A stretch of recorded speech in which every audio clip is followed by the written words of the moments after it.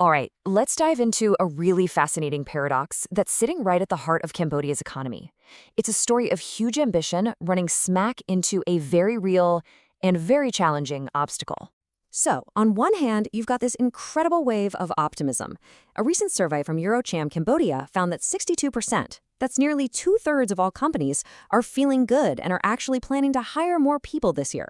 That's a fantastic sign of confidence, right? But, and this is a big but, here's where the paradox really kicks in. A staggering 74%, we're talking almost 3 out of every 4 of those same optimistic companies, report that they just can't find the qualified people they need. It's like having a high-performance engine ready to go, but you can't find the right fuel. And this is way more than just a headache for the HR department. The stakes are absolutely massive. As Rajiv Pradhan from Swiss Contact puts it, developing these skills is the critical factor for Cambodia's biggest economic goal, graduating from its least developed country status. This skills gap is a direct threat to that entire national ambition. Okay, so what's really causing this disconnect? What are these skills that are so desperately needed? Well, the answer is probably not what you're thinking. It's not just about technical know-how. What's really striking here is the huge demand for soft skills. I mean, just look at the top of the list: leadership and quality control. This tells you that the Cambodian economy is maturing. It's moving beyond just simple labor and now needs people who can manage, who can innovate, and who can ensure high standards. And the picture gets even clearer when companies list their biggest hurdles in hiring. It's basically a dead heat between two major issues. You've got 30% saying the staff is just underqualified. That's the skills mismatch we've been talking about. But an equal 30% point to labor shortages that are all about location. This brings up something called the last mile problem. The talent might exist somewhere in Cambodia, but it's not physically where the new jobs are. Things like strong family and social ties often keep skilled workers from moving, and that creates these really frustrating geographical gaps. So it's not just a skills gap, it's a location gap too. And of course, this gap doesn't look the same for everybody. Different industries have very different priorities, which just goes to show you that an economy is a complex ecosystem, not some single entity. So let's look at two key sectors. Take project management, for example. In the construction industry, it's the absolute #1 most needed skill. And that makes perfect sense, right? Their entire business is about finishing specific projects on time and on budget. But then you look over at manufacturing and the demand is much lower. They're way more focused on continuous, day-to-day process efficiency. But despite those differences, two skills just kept popping up as top priorities across all the major sectors: leadership and quality control.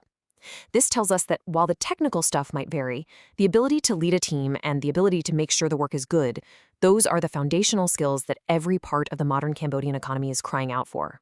So, this leads to the billion-dollar question. If the needs are so clear, why aren't they being met? Well, to figure that out, we have to look at the training system itself, because that's where we find the real bottleneck. Think about this for a second.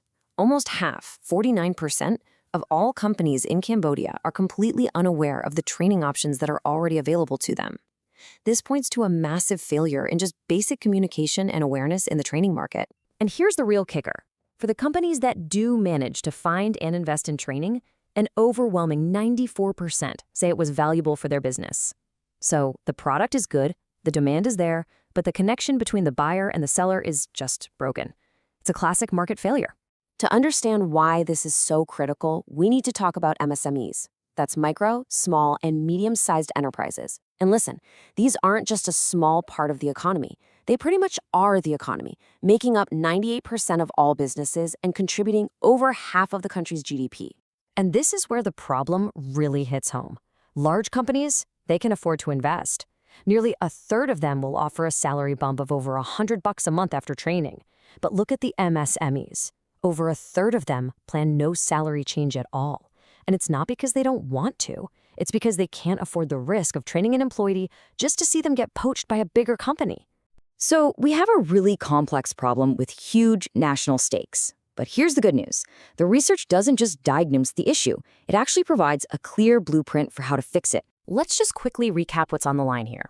We're talking about successfully graduating from least developed country status, attracting better foreign investment, competing in the region based on productivity, not just low wages, and ultimately avoiding that dreaded middle-income trap. All of these massive goals hinge on solving this one skills gap. The path forward is a powerful public-private partnership. The core idea is for the government Skills Development Fund to help pay for training programs. But crucially, the private sector would be the one to identify what training is needed, and then bundle that demand together, creating a real, viable market for training providers. Here's how it breaks down.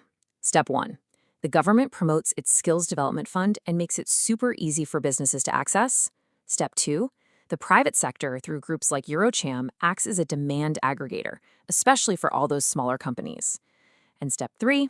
Training providers now have a clear signal of what courses to create, so they can develop targeted programs they know the market actually wants. So, the big takeaway is this. Cambodia isn't just facing a problem. It has a clear, actionable plan to solve it.